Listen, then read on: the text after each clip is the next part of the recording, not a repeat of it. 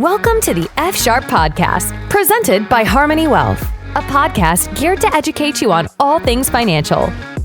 Co-hosts Tanner Bortnam and Adam Henning discuss various financial topics presented in a consumable and entertaining manner.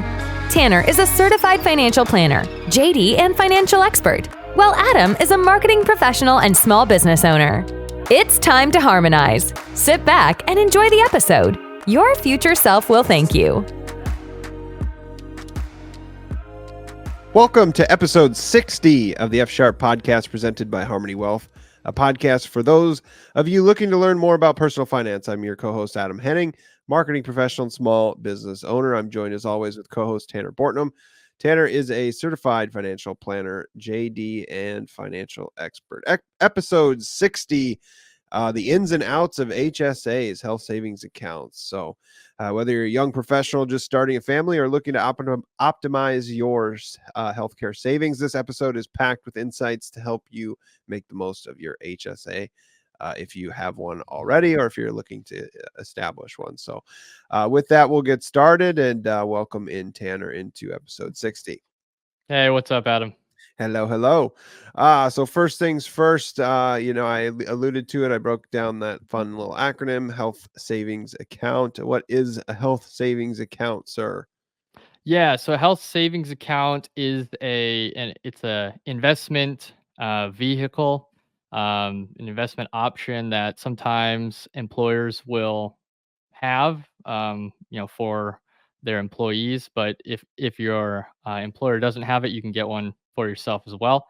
But it's a tax advantaged account where you get to put money into it pre-tax, and then that money can grow tax free. And as long as you use the money that's inside that account for medical expenses, you don't pay tax on any of that money that went in there. So it is a wonderful investment and expense, because we're all going to have medical expenses at some point through our lives.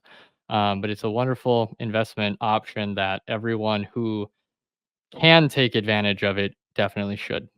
So you have to have an employer. It's tied to an insurance plan, correct or no? Sort of. So yeah, it's not necessarily tied to the plan. One of the caveats, in order to put money into an HSA in any given year, your health insurance plan has to be what's deemed a high deductible health insurance plan. If you have a regular insurance plan, or one that is not designated high deductible, then you are not allowed to put money into an HSA. Okay. And so is that both, that has to be employer sponsored, or if you're self-employed, you can It seek does out not. a high. Nope, it does not. So easy example, if an employee is working at Harmony Wealth, and if I provide insurance to them, health insurance, but not an HSA option, an employee can go out and get an HSA on their own. So you can get one even if your employer does not provide an HSA through their benefits package.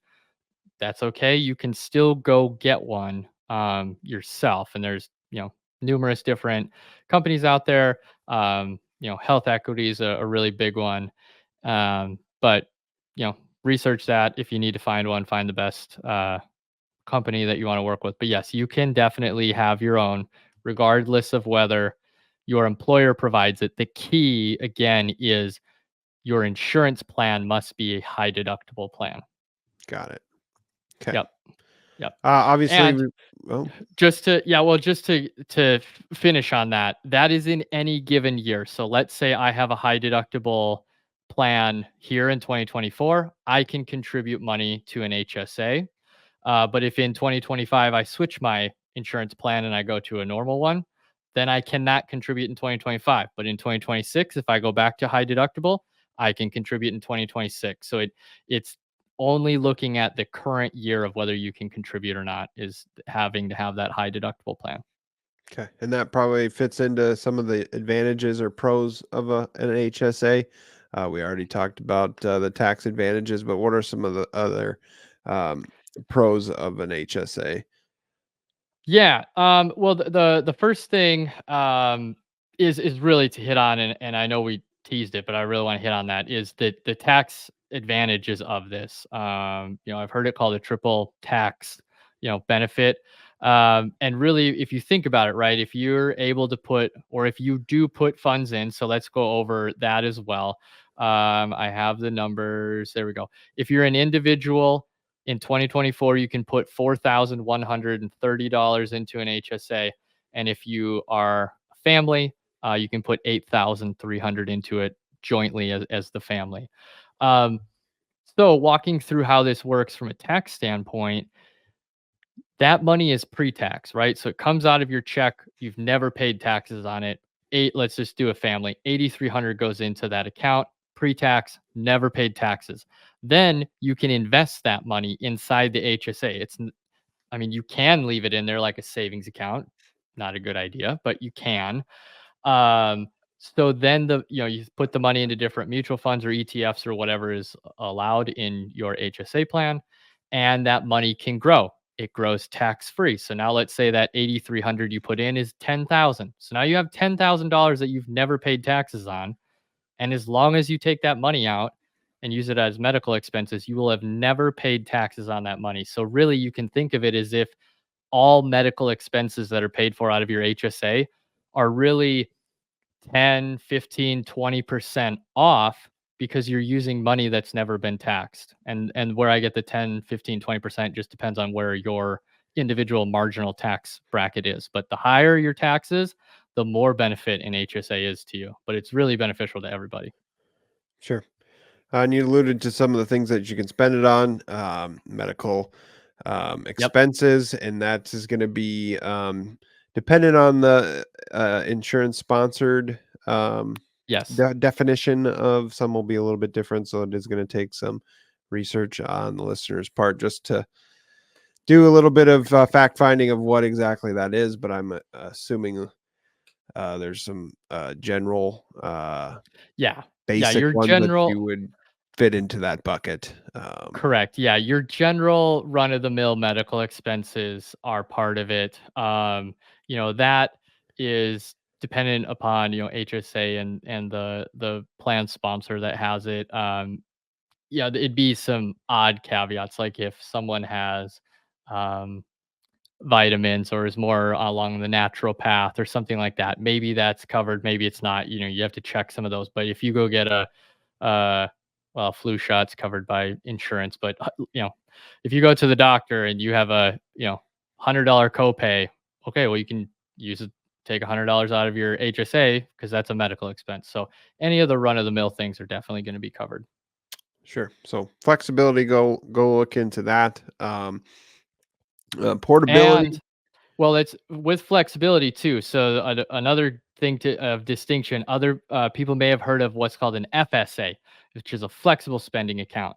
Those work similarly. However, if you don't use all the money in an FSA, you lose it. It does not roll over. But an HSA is not that way. That's why HSAs are supreme. Really, I don't think anybody should be using FSAs anymore. You should be using an HSA because that account, um, any money can roll over. So you can put $8,300 in for your family this year. And if you don't have any medical expenses or if you don't want to use it and let it sit there and grow, you can do that. Just let it, and it will keep growing until you need to use it. And you talked about coming back to a job and leaving the job. That'll stay with you. It doesn't Yep. Yep, it's expire. your account. Yep. Correct. Think of it like a retirement account, right? It's your account. If you move jobs, it's your HSA, so it will go with you. And employers usually match some of that and use that as a benefit attraction package, right? They Or can. They okay. definitely can. Yeah, I'm not going to say all employers do, Does but that go against the allotment contributed, or is that just employee side? yes. Yeah, but that's even better. I mean, Right. that's even better if your employer contributes to an HSA for you, well, that's free money. You didn't even have to put your Yeah. own money in there. So that's, if your employer does that, kudos to them. Obviously, they're not required to. So some employers will do that and they'll, kick in whatever, $500 a year or whatever it is. So yes, but that will eat away at your maximum because that counts as well, what the Okay. employer puts in. Yep. Good Okay, question. so there isn't a employer side. So, from an investment opportunity side, is it similar to other retirement accounts? Is that something that you, as a financial advisor, would kind of run or take over for a client, or how does that work from? And what are the similarities from a different 401k or a retirement account once you have Yeah, the I money in correct. It is similar to a 401k when people want to think about it from the investment side of things. A lot of the HSA plans, they'll use mutual funds. A lot of 401ks have mutual funds. Um, it's not something that, for example, my clients are using. They Our custodian is Altruist. People don't know Altruist, Schwab, Fidelity. Those are all custodians for investments, IRA, those types of accounts. But this is different, right? They have, Health Equity or different companies like that that specialize in HSAs. So the money stays there. Like if you have a HSA with Health Equity, it stays at Health Equity. Me personally, I don't fee on any of that for clients. It's part of their financial plan. I definitely will take a look at it with them, and we'll make any changes we need to on an annual basis in terms of the investments inside of there. But it's not something that is under an advisor's, active management, so to speak, like a regular investment account would be. Okay, makes sense. Yep. And is there any point in time where this kind of can be moved into non-medical expenses and withdrawn for Yeah. other reasons as a Yep. final kind of pro? Yep. So at age 65, you can take money out of the HSA for non-medical expenses without incurring a penalty. But you will pay taxes on it as income. So again, it's just best to use it as medical expenses. There are things, especially the older we get, the more medical expenses we tend to have.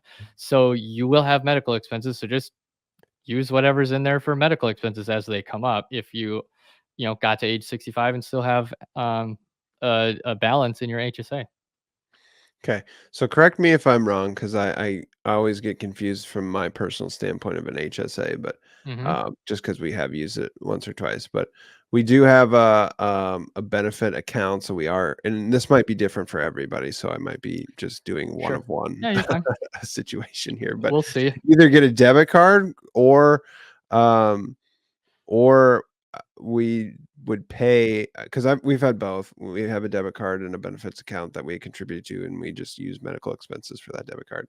And then we've also withdrawn from an account that we paid for the medical expense, and then the custodian paid us. So they're never Hmm. paying the bill. So if you're Correct. looking at Correct. logistics, they're not a bill payer, they're a reimbursement. So that's Yes. where those Perfect. monies come. Yep. So Yep, you're exactly right. Yeah, they are not your health insurance. They don't act like that. The hospital is not going to bill your HSA, but once insurance has paid what they're going to pay and you owe X left, you can then either pay that remaining balance if you have the debit card and want to go that route, or you can just pay it yourself and get reimbursed from the plan by submitting the bill to the plan and saying, reimburse me for $200 or whatever it is. sure. So recapping pros, triple tax advantage, flexible, whether that is being used, that flexible term is it rolls over, but it also Hmm. has multiple uses for healthcare expenses. It's portable. It stays with you if you change jobs, investment opportunities, and then retirement savings. So those are the pros. Moving on to some of the negative things of an HSA. So obviously nothing is perfect, but here are some Right. of the things to consider with that we deem as cons for HSAs, or I should say, Yeah. not me, we. It's you. No, all good. Um, yeah, and you hit the nail on the head. Nothing is perfect. One of the I'll call them potential negatives is, and we've hit on it, you have to have a high deductible insurance plan. And some people don't like that. Some Mm. people want to have, the quote unquote Cadillac health insurance plan where they pay more monthly, but when they have medical needs, their deductible is lower. They reach it faster. Out of pocket's usually lower, things like that. So if that's you, unfortunately in HSA, you're not going to be allowed to contribute, So you kind of have to choose is which one's more important to you. If you are, and particularly younger people tend to go with high deductible plans because they're cheaper per month. And a lot of times young people don't go to the doctor all that often. So rightfully so, they're like, why would I spend twice as much per month to have health insurance that I'm likely not going to need? So if or and that's younger people in general, and a lot of people have high deductible plans at any age, but it tends Mm. to be a higher percentage of younger people have them. um, but if you have a high deductible plan, then you can use it, but that's one of the cons, is that you have to have a high deductible plan in order to use the HSA. It's not open for everybody. um, yeah, another potential con, which again, this should never happen to you, but if you take the money out for something other than medical expenses, you will get hit with a 20% penalty. Plus, you will pay taxes. Not ideal. Mhm. Definitely not ideal to do that. The government says if you're going to put money in here, we want you to use it for medical expenses. Should be really easy. I mean, just sit it in there and eventually you'll have something. So, but potential negative in case you do take some out. Um, there are contribution limits. I have this as a potential negative. It's not like you can just go sock away $20,000 a year because we all know that medical expenses are extremely high. So, if you were to have a large medical event and you've only been saving for a year, maybe two, you may not have enough in the HSA to cover everything just because the limits are, uh, I don't want to say on the lower end, but they're not anywhere near what an actual procedure, if you need something other than just regular medical care, is going to cover. So that could be a con if you're just starting out with it. And then the other one's just kind of, it's more of a pain in the butt than anything. But as we alluded to get paid back, particularly if you don't use the debit card, you have to keep good records, right? You got to keep that bill, upload the bill into your computer, then upload it into the HSA system, request reimbursement. So it's kind of tedious, but at the end of the day, in my opinion, definitely all of the pros significantly outweigh the cons. Very good. Now that we've kind of learned more pros, cons, nuts and bolts, what are some ways we can maximize this and fit this kind of in our retirement portfolio and Yeah. planning? Yeah. So again, if you have a high deductible plan, because you have to have that to be able to do this, but if you have that, then I mean, I would be trying to max this out, whether you're a single person, whether you're family, whatever that is, I would be trying to max this out every single year, even if you don't have medical expenses or plan to have medical expenses in that given year. We'll be giving some examples here coming up that just show the value of what this can do if you just keep putting money in there, right? Think of it, it's like we say the same thing about retirement accounts. Just keep putting money into an IRA or a Roth IRA every single year. And as time goes on, that's going to be a lot more, funds in there. Let that compound growth, work for you. So try to max it out. Once you put funds in there, make sure you're investing it.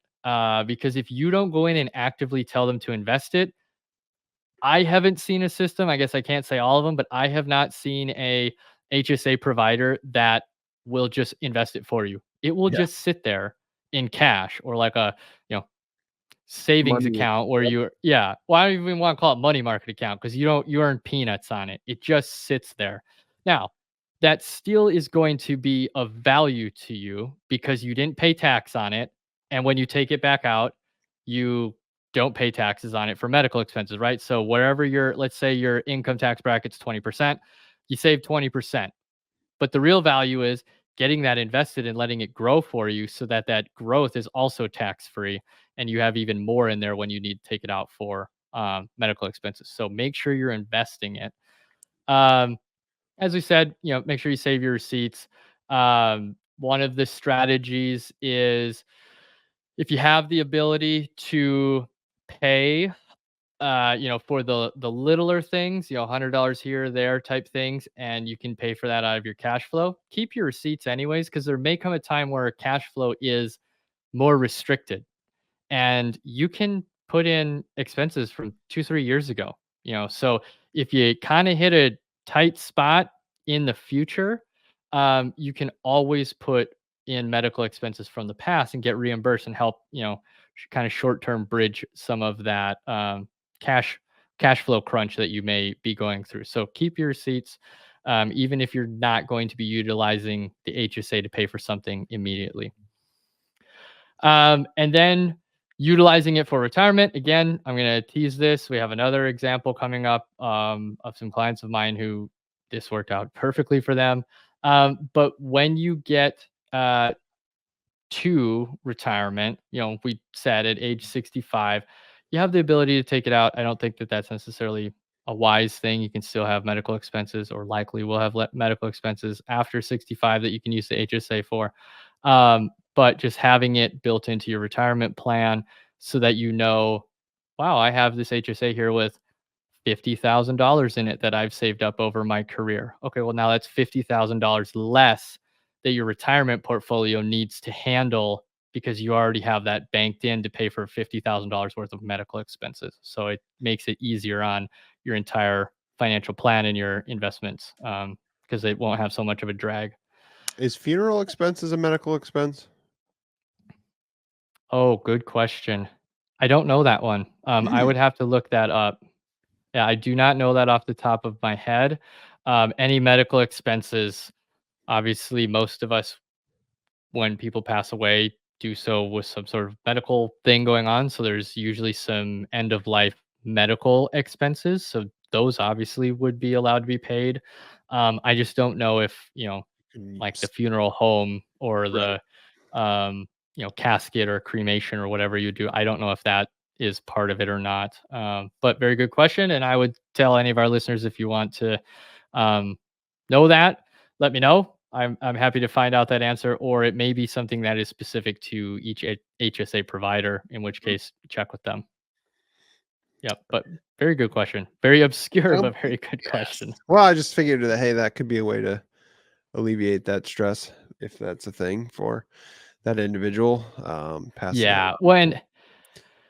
And it's something where I have yet to meet a person who has a huge HSA balance when they, unless they pass away unexpectedly at a young age. But like if you live a long life, there's plenty of medical expenses throughout retirement that you can use that HSA and get that down. So hospitals know that. exactly. Yeah. Yeah. So and then the last one is, we hit on it. If your employer contributes to it, fantastic. Make sure you're taking advantage of that.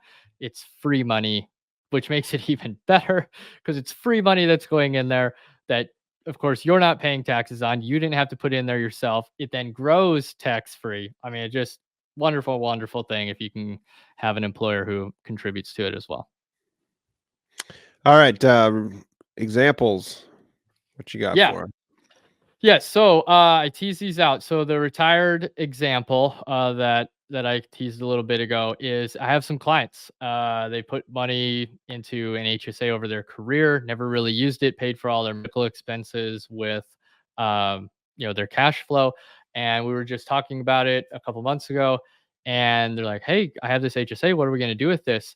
And, of course, as I've alluded to, as we get into retirement, there'll, unfortunately, plenty of medical expenses that we're all likely to have, but they can also utilize it to pay for. And what we're going to do in this plan is we're going to pay for their monthly Medicare expenses. So for the next, I can't remember exactly what it was, but something like 8 years of Medicare expenses are now no longer there because the HSA is there and we'll pay for those, obviously until it runs out. And you can use it for that as well. So, like I said, it's not something that people should be worried about accumulating too much money in an HSA over a career, because there are so many medical related things that you can utilize this for.